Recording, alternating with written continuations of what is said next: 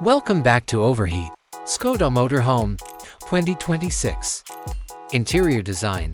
The motorhome is probably going to have creative storage options, adaptable layouts, and effective use of space, all of which are consistent with Skoda's simply clever concept.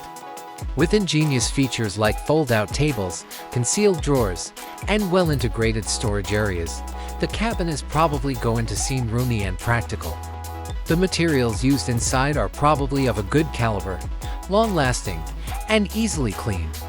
Features of a motorhome. A Skoda motorhome is probably made to be both comfortable and useful. This might consist of a sleeping area, a bed that can be raised or folded to make more room for sleeping, perhaps atop a pop-up roof. A kitchenette is a small kitchen that has a stove, sink, refrigerator, and somewhere to store kitchenware. Seating area. A table and chairs that are space-efficient and can be folded up or rearranged. Bathroom. There might be a little wet room with a shower and a fold-down sink. Or there might only be a portable toilet. In order to generate a feeling of space, interior materials will emphasize longevity and ease of cleaning, possibly with light wood accents or vibrant colors.